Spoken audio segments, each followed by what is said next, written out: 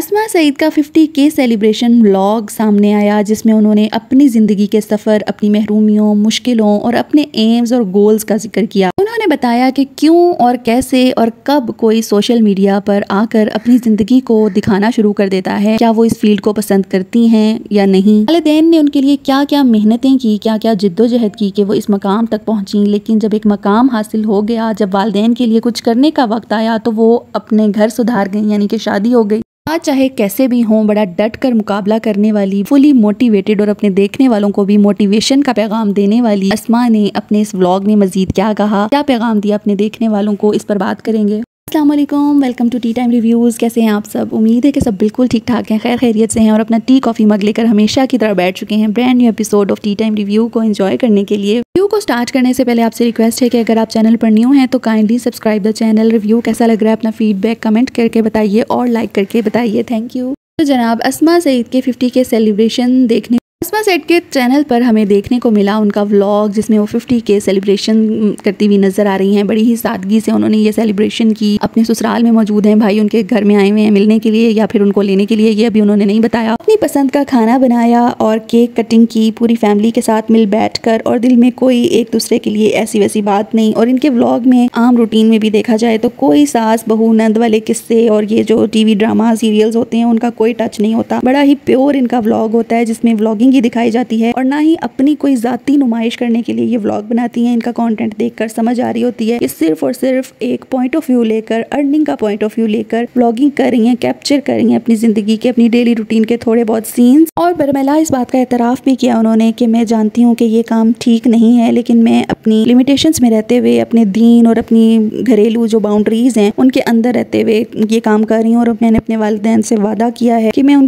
कोई ऐसा काम नहीं करूँगी जिससे उनको शर्मिंदा होना पड़े। और आजकल के ज़माने में किसी सोशल मीडिया इन्फ्लुएंसर या कंटेंट क्रिएटर की ऐसी सोच होना उसके पढ़े लिखे और अब समझदार होने की इलामत है, क्योंकि यहाँ पर व्यूज़ और सब्सक्राइबर्स और फॉलोअर्स तब मिलते हैं जब आप अपने आप को रिवील करते हैं, खुली किताब की तरह खोल कर रख देते हैं लोगों के सामने। तो लोग आपके आगे पीछे चलना शुरू हो जाते हैं, आपको देखना पसंद करते हैं, एक्चुअली तमाशा देखना पसंद करते हैं। और उन्होंने बरमला इस बात का इजहार किया कि वो तमाशा नहीं बनेंगी और वो इन तमाम चीज़ों को समझती हैं। वो एक बड़े ही तरीके सलीके से इस प्लेटफॉर्म को यूज़ करते हुए अपना कॉन्टेंट बना रही हैं और उसके ये अर्निंग कर रही हैं। और ना सिर्फ अर्निंग कर रही हैं बल्कि देखने वालों को बहुत अच्छा पैगाम भी दे रही हैं। ऐसा कोई व्लॉगर या इन्फ्लुएंसर जो अपनी बाउंड्रीज जानता हो और जानता हो कि वो देखने वालों पर क्या असरात मुरतब कर रहा है, इन तमाम चीज़ों को देखते हुए भी अपनी ज़िंदगी दिखा रहा है, अपनी लाइफ दिखा रहा है, जिसमें वो बातों के ज़रिए ज़्यादा अपनी लाइफ को खोल कर नहीं रख रहा, लेकिन अपने जेस्चर से, अपने एक दूसरे से मिलने जुलने से ही बहुत सारी चीज़ें अपने देखने वालों को समझा रहा है। जैसे कि उन्होंने अपने ससुराल में एडजस्ट किया, अपने सास ससुर और इवन के छोटे बच्चों को भी वो ले लेकर उठा कर चलती फिरती हैं, उनके साथ टाइम स्पेंड करती हैं। इससे उनकी बहुत अच्छी नेचर सामने आ रही है। और उनके हस्बैंड जा चुके हैं, अगर वो चाहती तो फ़ौरन वो अगले ही दिन अपने मेके चले जाती। उदास भी बहुत थी, वो डिप्रेस थी, लेकिन बड़ी ही समझदारी का सबूत दिया उन्होंने कि वो अपने ससुराल में ही रहीं। और क्योंकि उनको पता है कि अभी बिल्कुल स्टार्ट के दिन है और वहाँ पर एडजस्टमेंट बहुत ज़रूरी है, क्योंकि जब तक आप किसी फैमिली में लोगों में अपना टाइम स्पेंड नहीं करेंगे, उनको टाइम नहीं देंगे, उनके बारे में नहीं जानेंगे, तो आप उनका फैमिली मेम्बर नहीं बन सकते।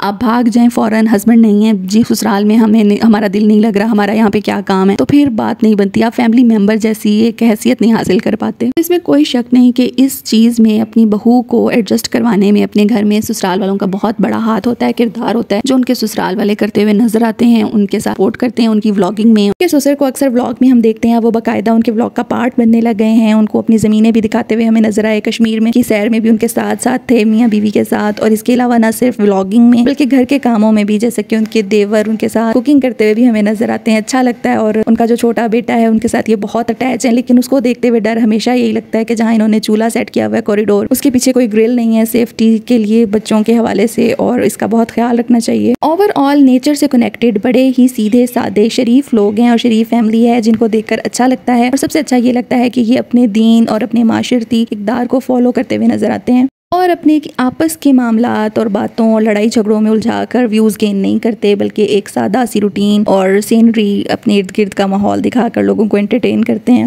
बाद उनको बड़ी व्यूवरशिप मिली, बड़ी ही सब्सक्रिप्शंस मिली, 50,000 सब्सक्राइबर कंप्लीट हुए इनके। हस्बैंड बड़े ही लकी साबित हुए इनके लिए, लेकिन हस्बैंड सेलिब्रेशन में मौजूद नहीं थे। यकीनन उनकी दुआएं तो साथ ही होंगी। और अस्मा अपने वालिदैन, अपने पेरेंट्स को भी बहुत याद कर रही थी, और याद करना भी चाहिए, क्योंकि ये सफ़र उन्होंने अपने वालिदैन के साथ ही शुरू किया, उनकी इजाज़त से शुरू किया, और उनकी बताई हुई जो हदूद हैं उनके मुताबिक चल रही हैं, और वादा कर रही हैं कि नेक्स्ट भी इसी चीज़ को लेकर साथ साथ चलेंगी। इसके साथ साथ उन्होंने अपनी ज़िंदगी का भी कुछ निचोड़ बताया कि वो किस तरह इस तरफ आई। कोई भी भरे पेट से इस सफ़र पे नहीं आता, सोशल मीडिया में अपनी डेली लाइफ दिखाने पर राज़ी नहीं हो जाता। उन्होंने बताया कि उनके वालिदैन ने बड़ी ही स्ट्रगल करके, हम उनके घर को देखते हैं उनके फैमिली व्लॉग्स में, एहसन फैमिली व्लॉग में, तो उनके घर की हालत को देखकर, रहन सहन को देखकर पता चलता है कि कोई बहुत बड़े लैंडलॉर्ड नहीं है। उनकी ज़मीनें हैं, वहाँ पर वो काम करके, खेती बाड़ी करके यकीनन वो अपनी गुजर बसर करते होंगे। अब बच्चे जैसे जैसे बड़े हुए हैं वो अपने अपने धंधों में भी मसरूफ़ हैं, लेकिन बहनों ने अच्छी तालीम हासिल की है, जिनको शौक होता है वालिदैन फिर उन पर इन्वेस्ट भी करते हैं। और इनके यहाँ रवाज नहीं था कि लड़कियाँ अपने गाँव को छोड़कर बाहर यूनिवर्सिटीज़ में तालीम हासिल करें, लेकिन इनके वालिदैन ने इनके लिए ये एक बड़ा स्टेप लिया, और उसका फल वो आज देख रहे हैं, फलता फूलता इनको देख रहे हैं। और यकीनन ये उनका बहुत साथ भी देती हैं और उनको बैक भी करती हैं। रिसेंटली उनके मेके के व्लॉग में उनकी वालदा अस्मा को बड़ी ही दुआएं देती हुई नजर आई कि वो हमारा बड़ा ख्याल रखती है, और शादी के बाद भी उसको हमारी बड़ी फिक्र है। वो एक्चुअली नॉन स्टिक पैन में आई थिंक अंडा फ्राई कर रही थी अपनी बेटी के लिए, और बहुत खुश हो रही थी। अल्लाह का शुक्र तो वो अदा कर ही रही थी, साथ साथ वो अपनी बेटी अस्मा को भी याद करें। और इसमें बिल्कुल भी कोई कबाहत नहीं है। हमारे दीन में औलाद पर फ़र्ज़ है कि वो वालिदैन के साथ एहसान का सलूक करे। एहसान फ़र्ज़ से ऊपर होता है कि फ़र्ज़ के अलावा आप जो कुछ करेंगे वो एहसान गर्दाना जाएगा। औलाद में बेटे और बेटी की कोई तख़सीस नहीं बयान की गई दीन में। और इस बात का अस्मा अफसोस भी करती हुई नज़र आई कि जब मेरे कमाई का दिन आए, जब मैं इस्टेब्लिश हो गई, उनका चैनल ग्रो कर गया, तो वो अपने घर में नहीं है इस वक्त और अपने ससुराल में है। इसमें ऐसी कोई बात नहीं है। अगर वो सपोर्ट करना चाहती हैं तो वो ससुराल में बैठकर भी अपने घर वालों को सपोर्ट कर सकती हैं। अपने हस्बैंड को एतमाद में लेकर उनकी इजाज़त से ही वो व्लॉगिंग कर रही हैं, और वो इंडिपेंडेंट हैं, वो खुद कमा रही हैं, तो वो अपने पैसे को जहाँ चाहे खर्च कर सकती हैं। इसमें कोई बुरी बात नहीं है, कोई एतराज़ वाली बात नहीं है। और बल्कि किसी भी बहन भाई जिसका हाथ अल्लाह ताला ने थामा हुआ हो, जो एस्टेब्लिश हो चुका हो, अपने पाँव पे खड़ा हो, और अल्लाह ताला ने उसे इतना रिस्क दिया हो कि उसकी ज़रूरत से ज़्यादा हो, तो उस पर यह बात फ़र्ज़ हो जाती है कि वो अपने बहन भाइयों को, जो उससे चाहे बड़े हों या छोटे, उनकी हेल्प करे इस हद तक कि वो भी इस काबिल हो जाएं कि वो अपनी ज़रूरियात पूरी कर सकें। उनकी इस तरह की हेल्प ज़रूर करनी चाहिए, क्योंकि हम सब जानते हैं कि चैरिटी बिगिंस एट होम। सबसे पहले आप अपने घर वालों, अपने बीवी बच्चों, ख़ानदान वालों, और फिर अपने करीबी रिश्तेदारों पर खर्च करें। अल्लाह ताला को वो खर्च किया हुआ माल सबसे ज़्यादा पसंद है। तो अगर आप इंडिपेंडेंट हैं, खुद कमाते हैं, तो इसमें